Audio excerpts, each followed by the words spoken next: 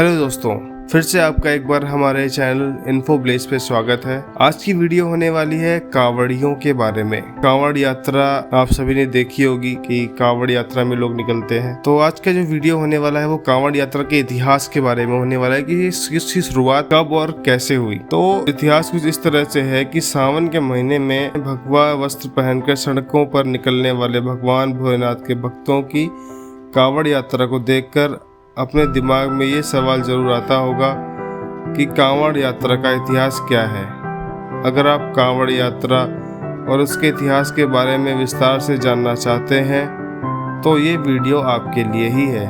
इस वीडियो में हम आपको कांवड़ यात्रा के बारे में विस्तार से बताने वाले हैं। कांवड़ शब्द का क्या मतलब है, ये जानने और समझने से पहले आपको ये जानना होगा कि कांवड़ का मतलब क्या होता है। वैसे तो कांवड़ शब्द के कई अर्थ हैं, लेकिन ज्यादातर पुराणों में इसे यानी कि ब्रह्म के रूप में परिभाषित किया गया है। इसके अलावा कांवड़ अपने मूल शब्द कांवर से परिभाषित किया जाता है। कांवर का अर्थ होता है कंधा, यानी कि वो चीज जो कंधे पर ले जाई जा सके उसे कांवड़ कहते हैं। कांवड़ के इस अर्थ के अनुसार कांवड़ियों को कंवारथी कहा जाता है। कांवड़ यात्रा का इतिहास क्या है? सावन के महीने में देश भर में खास तौर पर उत्तर भारत में यात्रा काफी प्रचलित है। कांवड़ यात्रा का वर्णन हिंदू धर्म की कई प्राचीन ग्रंथों में अलग अलग तरीके से देखने को मिलता है। कांवड़ यात्रा को लेकर एक मान्यता ये है कि दुनिया के इतिहास का पहला कांवड़िया लंकापति रावण था।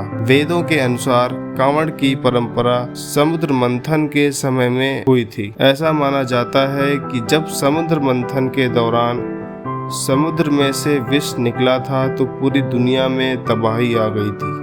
तब भगवान शिव ने समुद्र मंथन के दौरान निकलने वाले विष को पी लिया था, जिसकी वजह से उनका पूरा शरीर नीला पड़ गया था। भगवान शिव ने इस विष को अपने गले में रख लिया था। रावण भगवान शिव का परम भक्त था।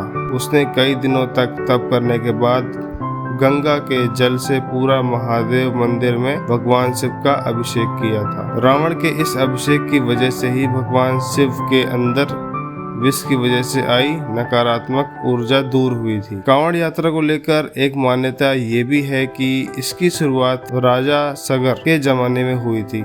राजा सगर के पुत्रों को तारने के लिए भगीरथ ने गंगा नदी को पृथ्वी पर आने के लिए मनाने की कोशिश की थी। भगीरथ की वजह से गंगा पृथ्वी पर तो आ गई, लेकिन उतना वेग तेज था कि अगर वो इस वेग पर धरती पर आ जाती तो धरती पर मौजूद मिट्टी और पहाड़ तक नष्ट हो जाते। इसी वजह से भगवान शिव ने गंगा के वेग को शांत करने के लिए उन्हें अपनी जटाओं पर धारण कर लिया था। तभी से ऐसी मान्यता है कि भगवान शिव को मानने के लिए उनका गंगा जल से अभिषेक किया गया था। इसके अलावा कांवड़ यात्रा को लेकर यह मान्यता भी काफी ज्यादा प्रचलित है कि कांवड़ यात्रा की शुरुआत भगवान परशुराम ने की थी, जो भगवान शिव के बहुत बड़े भक्त थे। सबसे पहले परशुराम ने की गढ़मुक्तेश्वर से गंगा जल लाकर पूरा महादेव में मंदिर पे चढ़ाया था।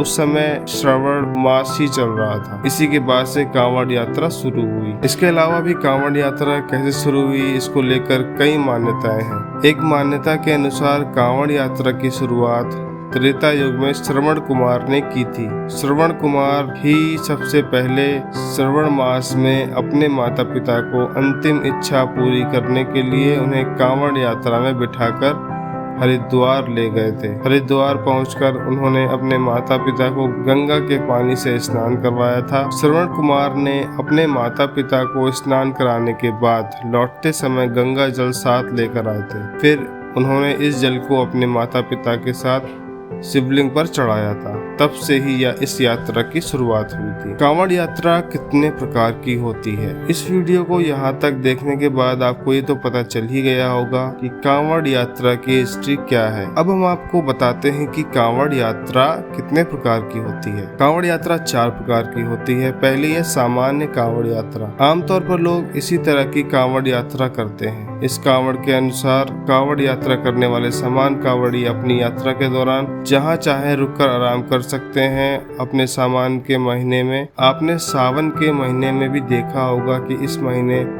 जहाँ से भी कांवड़ यात्रा निकलती है वहाँ कांवड़ियों के आराम के लिए पंडाल लगे हुए होते हैं। सामान्य कावड़ यात्रा के दौरान तब कावड़िए थक जाते हैं तो वो इन पंडालों में रुककर आराम करते हैं। कुछ देर आराम करने के बाद जब उनकी थकान कुछ कम हो जाती है तो वो दोबारा कावड़ यात्रा शुरू करते हैं। दूसरा प्रकार है डाक कावड़ यात्रा। ये कावड़ यात्रा सामान्य कावड़ यात्रा से कुछ अलग तरह की होती है।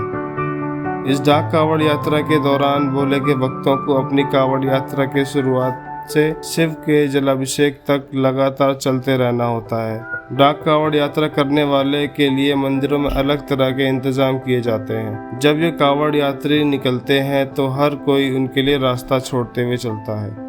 इस तरह की कावड़ यात्रा में शिवलिंग तक बिना रुके हुए चलते रहना होता है। तीसरा है खड़ी कावड़ यात्रा। इस तरह की कावड़ यात्रा करना काफी कठिन होता है। इस कावड़ यात्रा में भी कावड़ को लगातार अपने कंधे में थामे रहना होता है। खड़ी कावड़ यात्रा कई लोग मिलकर करते हैं और जब तक थक जाता है, जब एक थक जाता है तो दूसरा कावड़ को अपने कंधे में रख लेता है। चौथा है दांडी कावड़ यात्रा। ये सबसे कठिन यात्रा होती है। इस कावड़ यात्रा के दौरान भक्तों को गंगा नदी के तट से लेकर शिव धाम तक की यात्रा दंड देते हुए पूरी करनी होती है। इस कावड़ यात्रा के दौरान यात्री अपनी यात्रा को अपने शरीर की लंबाई से लेट कर नापते हुए पूरा करना होता है। ये काफी मुश्किल कावड़ यात्रा होती है और इसे पूरा होने में काफी समय लगता है। 1 महीने तक का समय लग जाता है। बहुत मुश्किल होने की वजह से इस तरह की कांवड़ यात्रा बहुत कम लोग करते हैं। आइए जानते हैं कांवड़ यात्रा के कुछ नियम। कांवड़ यात्रा पे निकलने वाले लोग एक दूसरे को भोले कहकर बुलाते हैं। कांवड़ यात्रा के दौरान भक्तों का सादा भोजन करना होता है। इस दौरान उन्हें मांसाहार, शराब, सेक्स इन सब से दूरी बनाए रखनी होती है। कांवड़ यात्रा से निकलने वाले भक्त अपने कांवड़ को जमीन पर नहीं रख सकते। ऐसा करने पर उनका कांवड़ यात्रा टूट जाता है और उन्हें दोबारा से अपनी यात्रा शुरू करनी होती है। अगर कोई कांवड़ यात्रा के दौरान विश्राम करता है तो उन्हें अपनी कांवड़ को स्टैंड या पेड़ पर लटकाना होता है। जिस मंदिर से अभिषेक करने का संकल्प किया जाता है वहां तक नंगे पांव ही चलकर जाया जाता है। स्नान के बाद ही कांवड़ यात्रा को छुआ जा सकता है। यात्रा के दौरान कंघा, तेल, साबुन इत्यादि का इस्तेमाल नहीं किया जाता। चारपाई पर न बैठना जैसे नियमों का भी पालन करना होता है। तो ये थी कांवड़ यात्रा से जुड़ी हुई कुछ जानकारियाँ। अगर आपको ये हमारी वीडियो अच्छी लगी हो तो प्लीज़ हमारे इन्फो प्लेस चैनल को सब्सक्राइब करें और साथ ही साथ अपने दोस्तों के साथ शेयर भी करें। मिलते हैं नेक्स्ट वीडियो में।